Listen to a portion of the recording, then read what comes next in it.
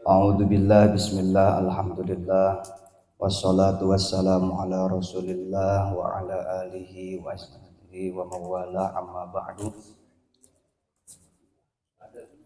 Alhamdulillah, pada malam ini kita masih bisa berkumpul bermuajahah di dalam acara. Mudah-mudahan langkah kaki kita dari rumah masing-masing ke ini tempat itu menjadi suatu wasilah buat kita mendapatkan ridhonya Allah Subhanahu wa Ta'ala. Tadinya siang teh udah ngobrol kita mau berangkat kagak, kata dokter katanya jangan dulu. Ya, alhamdulillah guru kita udah bisa lancar, jalan udah lancar, kemudian dari segi ucapan pun udah alhamdulillah membaik ya. Akan tetapi pada saat hari Senin kalau gak salah beliau terapi, di situ saya kagak nemenin, ini yang nemenin. Jadi kagak dapat informasi. Nah, setelah saya tanya, Pak ngaji apa kagak? Kata dokter jangan dulu katanya. Oh ya udah. Kemudian tadi dapat WA dari saudara yaitu Mang Dilah. Saya telepon ke kakak saya, Bang ngaji pebuaran hujan katanya. Ya udah itu mau kagak mau jadi badal foto lagi ini teh. Ya. Bismillahirrahmanirrahim. Qala mu'allifu rahimahumullah wa nafa'na wa iyyahum bi ulumihi amin ya Allah ya rabbal alamin. Nawaitu ta'alluma wa ta'limi wa tadzakkura wa tadhkir wa naf'a wal istifadah wal hassa ala tamasuki bi kitabillah wa sunnati rasulillah wa izalatul jahli bi mardatillah. Bismillahirrahmanirrahim. Faslun fid du'ai wal istighfar wal Qur'an wasairil adhkar. Di dalam bab ini kita akan sedikit membahas tentang keutamaan orang-orang yang selalu melantunkan doa kepada Allah dan selalu membasahi lidahnya dengan membaca Al-Quran serta keutamaan-keutamaan di dalam masalah berzikir. Qala alaihi salatu wassalam, telah bersabda Nabi kita, ya Aliyu wahai Sayyidina Ali, alaika bidduai bainal adzani wal iqamah fa innahu la yuraddu. Kata Kangjeng Nabi, wahai umatku, wahai mantuku, hendaknya engkau selalu melantunkan lidahmu untuk selalu mengucapkan kata-kata permohonan kita kepada Allah, khususnya yaitu di antara azan dan iqamah. Ada apa di antara azan dan iqamah? Apabila kita melantunkan doa kita kepada Allah, fa innahu la yuraddu, sesungguhnya waktu di antara azan dan iqamah, disitulah antara waktu yang tidak akan pernah Allah tolak di dalam masalah kita permohonan. Sebagian ulama yang mengatakan bahwasanya waktu-waktu diijabahnya doa yang pertama yaitu di antara azan dan iqamah. Yang kedua yang sedang kita rasakan sekarang yaitu di saat waktu datangnya hujan ataupun turunnya hujan. Alhamdulillah kita double malam ini mah. Malam Jumat iya yang dijanjikan oleh Kangjeng Nabi, dan saat hujan pun iya. Nah, kenapa di antara turunnya hujan itu Allah akan mengabulkan? Dikarenakan kata sebagian ulama, di saat turunnya hujan Kalau seandainya mau dibedah keterangannya itu ada di dalam kitab Sahih Bukhari, di dalam kitab Sahih Abu Dawud. Nah, hadis yang ke 1108 kalau nggak salah. Di situ ini Sunan Abi Daud mengatakan bahwasanya waktu turunnya hujan itu Allah akan mengabulkan setiap permohonannya.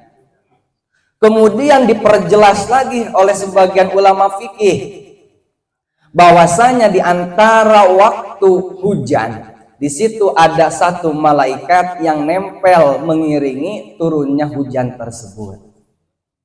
Jadi agak sengaja barusan teh, agak lamaan naik motor teh. Biar apa? Biar agak banjir ini badan. Nah, makanya yang di luar alhamdulillah kehujanan. Nah, kasihan deh. Nah, kemudian setelah datangnya waktu hujan, di situ Allah akan mengabulkan setiap permohonan.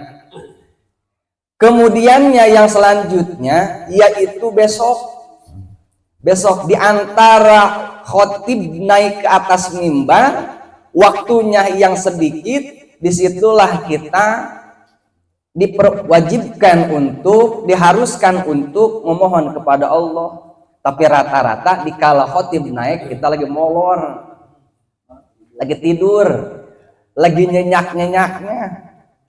Nah, yang gak di mana-mana sama. Nah, sama. Nah, ya nepa itu. Nah, itu. Padahal di saat ini khotib lagi jalan ke atas mimbar, disitulah kita harus memperbanyak doa. Doanya yang panjang, jangan yang panjang-panjang, yang pendek. Nah, doanya yang pendek. Nah, kemudian kapan lagi? Yaitu nanti di saat orang-orang lagi wukuf di Arafah, di situ kita diwajibkan untuk memperbanyak. Ini langsung dari Kangjeng Nabi.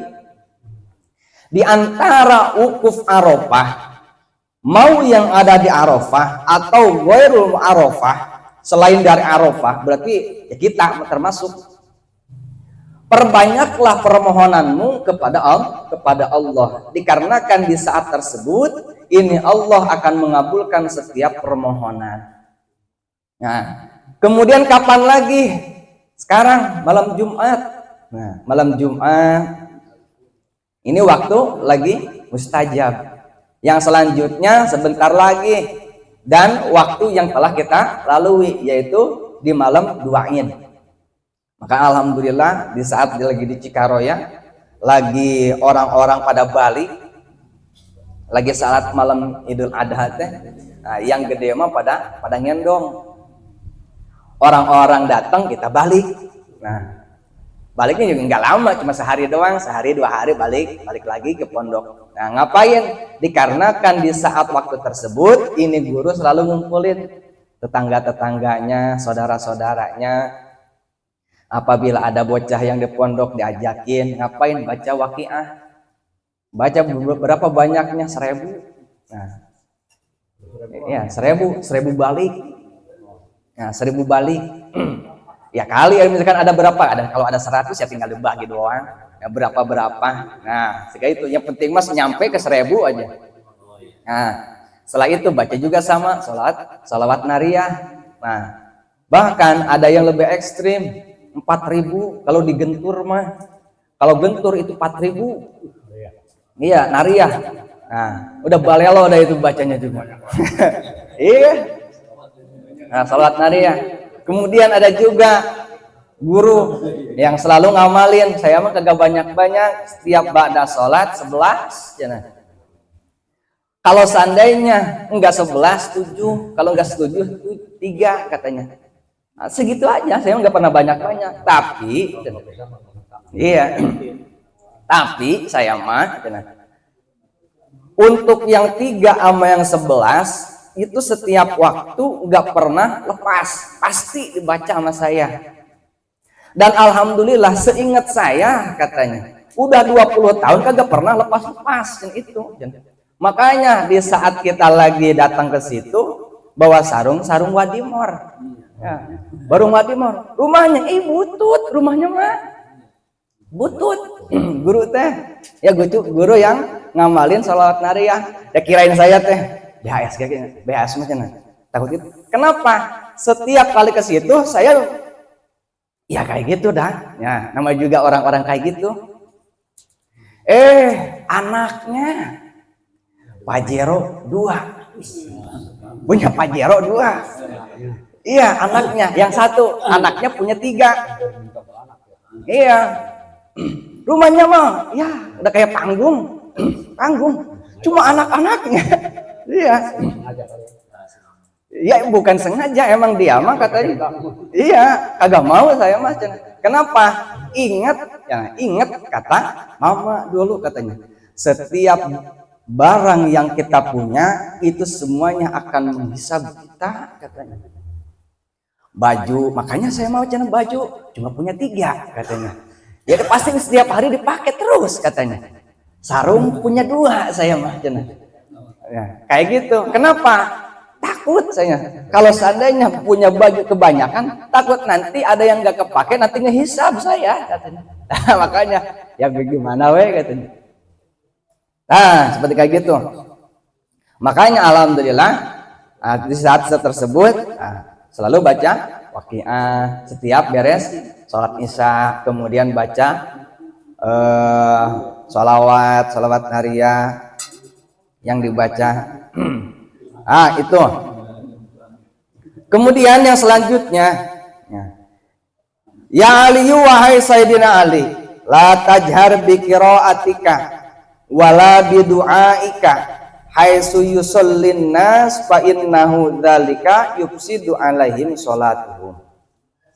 Kata Kangjeng Nabi, hai Sayyidina Ali, ataupun hai umat-umat aku, di saat ada orang yang sedang sholat wajib. Sholat wajib di sini mah bukan sholat sunnah. Di saat ada orang yang sedang melaksanakan sholat wajib, di situ apabila engkau sedang membaca Al-Quran ataupun yang lainnya, maka la tajhar katanya. Janganlah terlalu kenceng-kenceng di dalam masalah bacaannya. Nah, jangan keras-keras suaranya, kecilin dikit katanya. Kenapa? Dikarenakan apabila kita misalkan lagi zikir, lagi baca Al-Quran, ataupun lagi hal-hal yang lainnya, ada orang yang sedang sholat, kekencengan kita baca teh, itu dapat mengganggu sholatnya katanya. Lalu bagaimana kalau seandainya misalkan kita baru beres sholat jamaah, kemudian ada orang yang udah baru datang sholat, kita lagi zikir, ya udah itu mah resiko itu mah. Kenapa? Di saat orang lagi apa? Lagi hal-hal yang sudah biasa dilakukan. Ada orang ya udah terserah dia itu mah. Iya, kita mau melaksanakan hal yang rutinitas. Tapi kalau seandainya kita lagi tahu, ada orang sholat, ya udah kecilin dikit. Ya kan nggak mungkin kita ngeliatin ke belakang, terus takut-takut, ya nggak mungkin. Seperti gitu. Bahkan di dalam ulama-ulama yang lain mengatakan, di saat ada orang yang lagi sholat, kemudian kita tahu kita lagi baca Al-Quran, kemudian kita lagi baca Al-Qurannya kenceng, maka pahala bukan dia dapatkan, tapi dosa yang dia dapatkan. Kalau seandainya tahu ada orang lagi sholatnya sholat wajib, kita baca Quran, bodo amat berarti itu tidak ada sifat kemanusiawian. Nah, itu di dalam masalah hal-hal yang berkaitan dengan masalah keutamaan saat orang-orang lagi sholat. Kemudian yang selanjutnya, ya Ali wahai Sayyidina Ali, idza shalaita faqud makanaka hatta tatlu samsa fa innallaha yaktubu liman yajlis makanahu hajatan wa umratan au itqi raqabatan au shadaqatan alfa dinarin fi sabilillah. Kata Kangjeng Nabi, di saat ada orang yang usianya udah lanjut, yang ngerasa ini mah. Udah lanjut, Lanjut usianya itu misalkan anaknya udah pada gede, kemudian anaknya juga udah pada ketemu usahanya teh, nah, udah pada mapan dah. Nah, ini ada orang teh ngelakuin misalkan, ya udah gawe tuh kagak. Nah, usia udah agak lanjut, misalkan udah di atas, misalkan contohnya udah di atas 60, ya kan udah gak ngapa-ngapain, kagak mikirin masalah dunia lagi. Nah, maka ini Kanjeng Nabi menganjurkannya, maka diamlah setelah beres sholat subuh, diam di tempat. Nah, jangan kemana-mana. Sampai kapan? Hatta tatlu'us syamsa, sampai terbitnya matahari. Nah, terbitnya matahari. Ngapain? Zikir. Nah, zikir. Kemudian setelah zikir melaksukan sholat isyraq 2 rakaat. Beres isyraq, tungguin lagi sebentar, sholat duha. Nah, itu niat awalnya. Niat yang keduanya sambil nungguin nasi matang. Ya iya tuh. Nah, gorengan udah matang, kopi udah siap, misalkan kita tuh.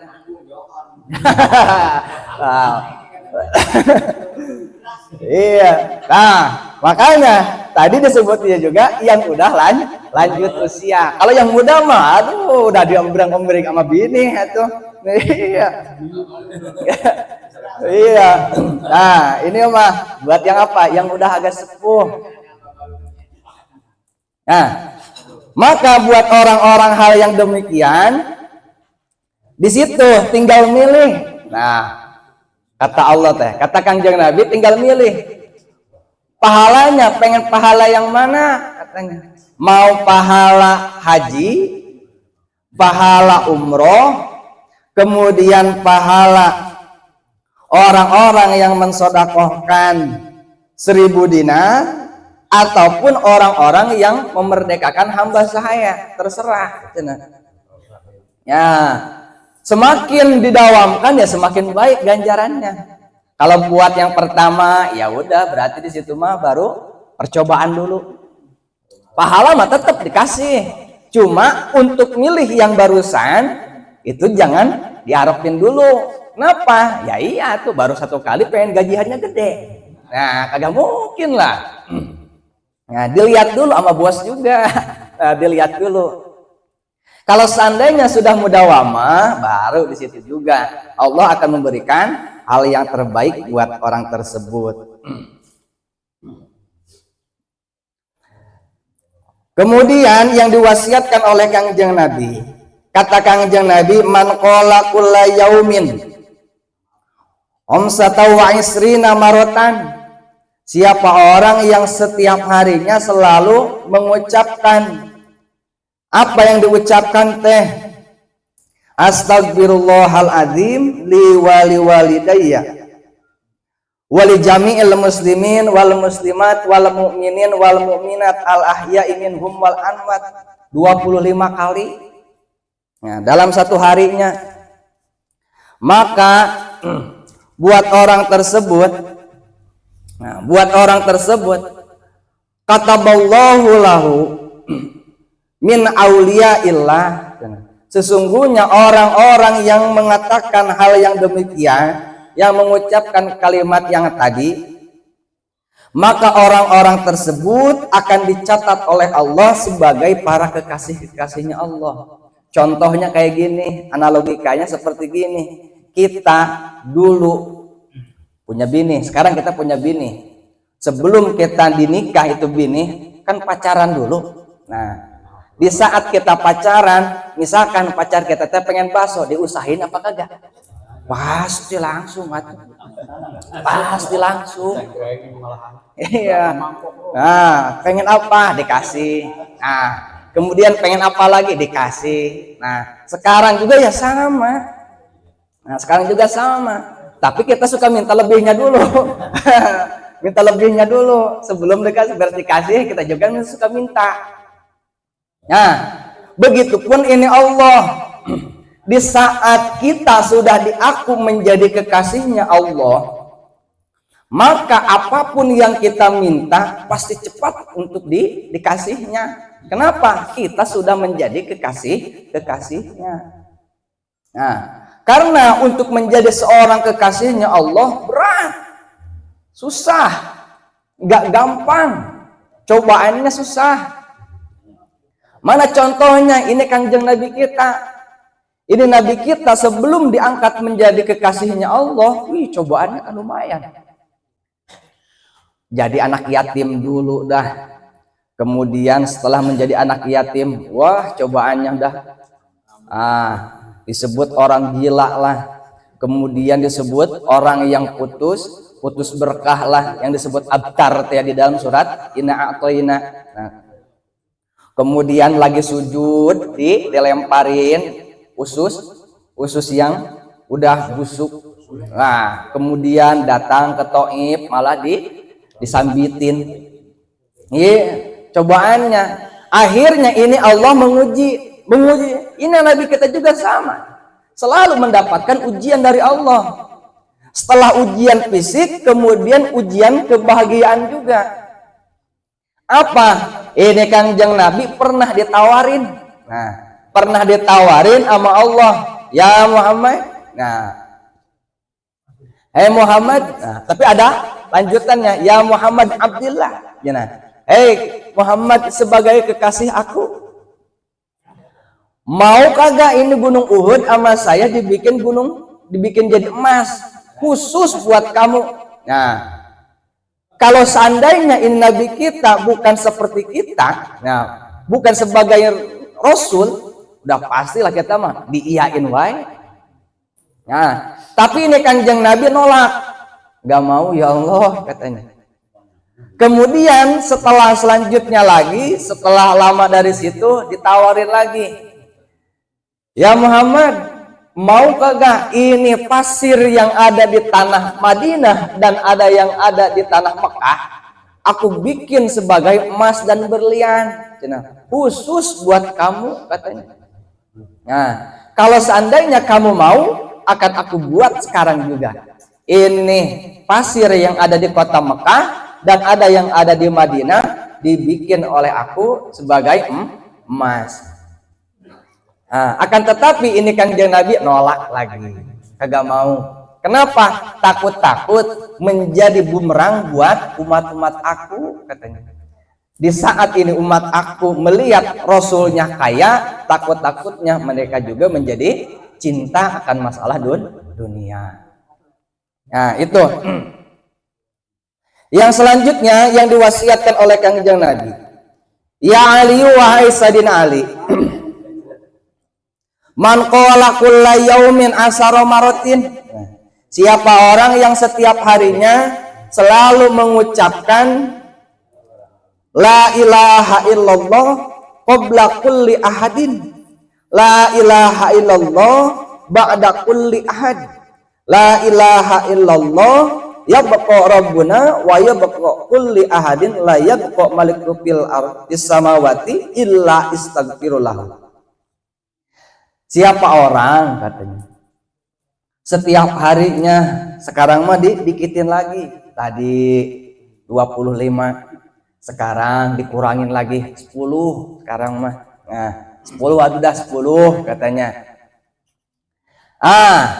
Apa yang dibacanya tadi? La ilaha illallah qabla kulli ahad, la ilaha illallah ba'da kulli ahad, dan yang selanjutnya. Maka untuk orang-orang yang mengucapkan hal yang demikian, setiap harinya dibaca yang kalimat tadi ke-10, maka ini malaikat-malaikat yang ada di langit istaghfirullahu akan selalu memintakan ampunan buat orang tersebut. Nah, tapi yang menjadi halangan buat kita waktunya. Nah, waktunya. Karena apa wae? Ada wae godaannya. Nah, kemudian yang selanjutnya yang diwasiatkan oleh Kanjeng Nabi, man qala kulla yaumin Allahumma barik li fi mawati wa fi ma ba'dal maut lam yajlis sibahu Allah bima fa'alahu fid dunya. Nah, kata Kangjeng Nabi, siapa orang yang selalu memintakan ampunan setiap harinya, keberkahan dunia dan keberkahan di akhirat, maka ini Allah akan membuatkan buat dia di saat orang tersebut akan wafat, lan yuhasibahullah bima,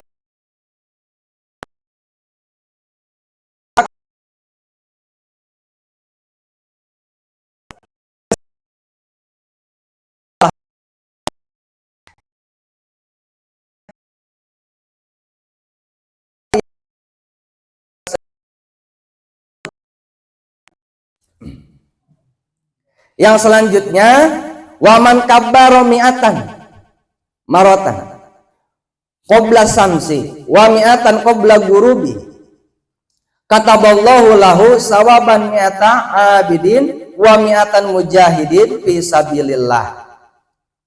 Siapa orang yang selalu melantunkan setiap harinya pagi 100 takbir, sore 100 baca takbir juga, yang setelah beres kita sholat zikir teh ya astagfirullahaladzim 100. Nah, maka ini Allah, orang-orang yang selalu melantunkan takbir setelah beres sholat subuh ataupun misalkan setelah beres sholat maghrib, ini Allah akan memberikan pahala buat orang tersebut mi'ata abidin, 100 ganjaran orang-orang yang menjadi kekasihnya Allah, wa mi'ata mujahidin, dan 100 orang-orang yang mati syahid fi sabilillah. Tapi gitu teh baru gi assalamualaikum astagfirullahaladzim udah berapa pada balik Pak gitu. Nah ya, kayak gitu sama itu sama iya. Nah, iya kagak salah lagi. Di sana juga sama kata. Nah, itu. Jadi lumayan pahalanya buat kita gitu. Ternyata buat orang-orang yang selalu membacakan takbir, zikir kepada Allah, nah itu ganjarannya. Wa man shalla alayya kulla yaumin, siapa orang yang selalu membacakan sholawat kepadaku kulla yaumin setiap harinya, awalailatin ataupun di saat waktu malamnya, baik siang ataupun malam, berapa? Mi'ata marotin, 100 cenah. Jangan banyak-banyak 100 lah katanya. Berarti ya mintanya minimal 100 ya, sehari teh. Kalau seandainya mau mendapatkan yang hal yang ini, apa kata Kangjeng Nabi? Buat orang yang selalu melantunkan sholawat kepada Kangjeng Nabi 100 kali, wajabat lahu syafaati, maka wajib buat orang tersebut mendapatkan syafaatku. Buat siapa? Yang 100 bacanya. Misalkan di keteng-keteng ya gak apa-apa, yang penting mah 100 sebagai kata Kangjeng Nabi. Kan di sini pun kalimatnya juga mau siang ataupun malam. Berarti siang segini, malam segini dibacanya teh. Yang penting mah 100 jumlahnya. Nah, kan kula yaumin setiap hari 100. Ya.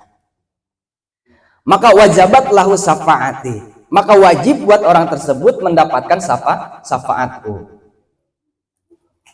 Kemudian yang selanjutnya, wa kasarul istighfar, buat orang-orang yang selalu melantunkan istighfar, membanyakkan istighfar, hasni mutaibina minan nar, maka orang tersebut akan terhalang dari api neraka. Kenapa? Dikarenakan istighfar tersebut menjadi bentengnya.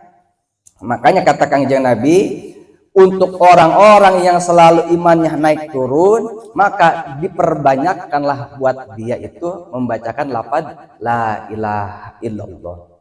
Nah, di mana itu ada keterangannya di dalam Irsyadul Ibad. Di dalam Irsyadul Ibad, di sana musannif menjelaskan jaddidu imanakum biqauli la ilaha illallah. Buat orang-orang yang imannya selalu naik turun, maka upgrade terus imannya dengan pembacaan lafaz la ilaha illallah. Kenapa? Dikarenakan ini lafaz la ilaha illallah itu sebagai nutrisi badan kita. Di dalam hadisnya bahwasanya kata Kangjeng Nabi, abdu da jakati biqauli la ilaha illallah. Jakatilah badan-badan kamu, berarti badan itu bukan satu. Nah, anggota badan kita kan banyak. Nah, biqauli la ilaha illallah. Makanya ini guru kita selalu mewanti-wanti kepada kita apabila zikir kagak boleh kurang dari 360. Kenapa? Setiap anggota badan kita itu perlu dikasih jatahnya. Apa jatahnya untuk badan kita? Yaitu lafaz la ilaha illallah. Agak bukan bakso, bukan apa, bukan. Ya cuma bacaan doang. Nah itu. Nah itu wasiat-wasiat yang diwasiatkan oleh Kangjeng Nabi yang berkaitan dengan masalah doa, zikir, dan masalah hal-hal yang berkaitan dengan yang lainnya. Wallahu a'lam bishawab. Astaghfirullahaladzim, astaghfirullahaladzim, astaghfirullahaladzim. Alladzi la ilaha illa huwal hayyul qayyum wa atubu ilaih min jami'il ma'asi wa dzunub wa la hawla wa la quwwata illa billahil aliyyil azim. Ila hadratin Nabi Mustafa Muhammadin sallallahu alaihi wasallam wa ala alihi wa azwajihi wa auladihi wa dzurriyyatihi wa ahli baitihi kiram. Syai'ul lillahi lahum al-Fatihah. A'udzu billahi minasyaitonir rajim. Bismillahirrahmanirrahim. Alhamdulillahi rabbil alamin arrahmanir rahim maliki yaumiddin. Iyyaka na'budu wa iyyaka nasta'in ihdinas siratal mustaqim. Siratal ladzina an'amta 'alaihim ghairil maghdubi 'alaihim waladdallin. Summa ila ruhi khususan kutub rabbani wa kutub famadani ya muya syahid Syekh Abdul Qadir Jailani qaddasallahu sirrahu radhiyallahu anhu. Al-Fatihah. A'udzu billahi minasyaitonir rajim. Bismillahirrahmanirrahim. Alhamdulillahirabbil alamin arrahmanir rahim maliki yaumiddin. Iyyaka na'budu wa iyyaka nasta'in ihdinas siratal mustaqim. Siratal ladzina an'amta 'alaihim ghairil maghdubi 'alaihim waladdallin. Summa ila ruhi hususan jamil masayyifina fi ma'adi sunanil huda. Summa ila ruhi madal masuri. Summa ila ruhi Summa ila ruhi hususan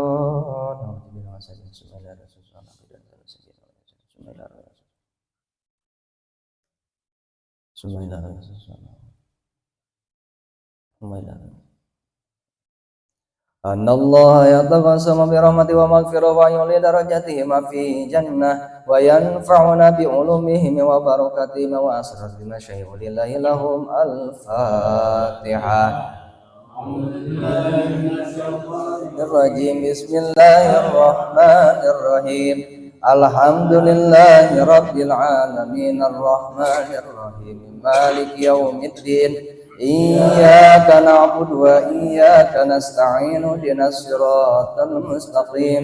Siratal ladzina an'amta 'alaihim ghairil maghdubi 'alaihim waladdallin.